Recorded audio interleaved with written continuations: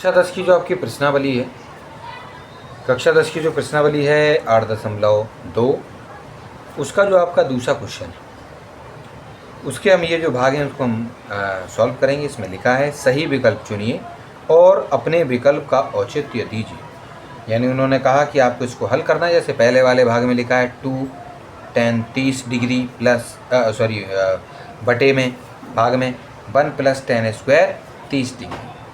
इसको आपको क्या करना है, हल करने के बाद बताना है कि इनमें से आपका जवाब कौन सा सही है। ठीक है कि नहीं। चलो तो इसको जो हम क्या करते हैं बच्चों, सॉल्व करते हैं। चलिए तो हम क्या लिखेंगे, अपना जो हमारा लिखा हुआ था 2 tan 30 डिग्री बटे में 1 + tan स्क्वायर 30 डिग्री। इसमें हम क्या करेंगे, इनकी वैल्यू रखेंगे। जैसे 2 की जगह 2, गुना है गुना लगाएंगे क्योंकि गुणा में माने जाते हैं। tan 30 की जो वैल्यू होती है वो होती है 1/√3। इसका मतलब भाग होता है, भाग लगाया, 1 की जगह 1 लिखा, प्लस की जगह प्लस लिखा। और tan 30 की जो वैल्यू होती है वो होती है 1/√3। लेकिन 10 पर स्क्वायर है तो हमें उस पर स्क्वायर लगा देना है। ठीक है कि नहीं। चलो 2 का गुणा 1 में होगा 2 आ जाएगा और आपका √3 नीचे आ जाएगा।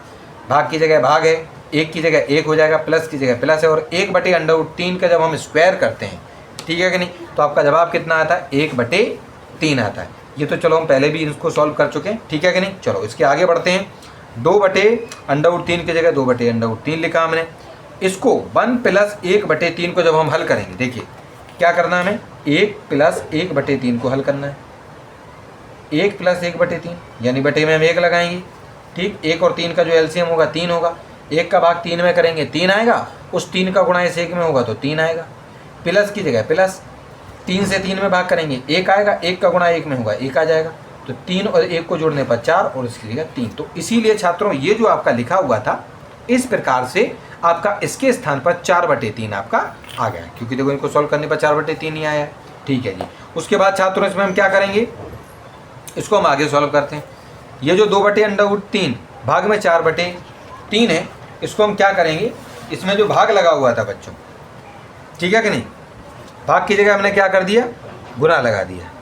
और जो आपका 3 नीचे था उसको देखो बच्चों हमने ऊपर ले आए, और जो आपका 4 नीचे था उसको हम ऊपर ले आए। ठीक है कि नहीं। अच्छा, ये जो आपका 3 नीचे था उसको ऊपर ले आए, और जो 4 ऊपर था उसको हम नीचे ले आए। ठीक है कि नहीं। अब इनका आप आपस में क्या कर देंगे, गुणा, यानी 2 का गुणा 3 में करेंगे तो आपका जवाब आ जाएगा 6।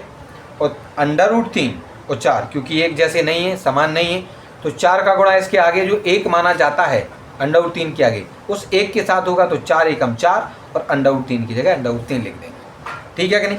अब देखो मैंने आप लोगों को समझाया था, पिछले वाले क्वेश्चनों में भी समझाया है कि अगर हमारा नीचे अंडर है तो इसको हमें हटाना होता है, और इसको हटाने की प्रक्रिया को परमीकरण यानी रेशनलाइजेशन कहा जाता है। और करना क्या होता है, अगर देखो 6/4 √3 है, इसमें बीच में कहीं कोई प्लस माइनस नहीं है, तो हमें इसी सेम संख्या से ऊपर और नीचे हमें गुणा कर देना है। हम चाहते तो अकेला √3 से भी कर सकते थे, कोई दिक्कत की बात नहीं थी।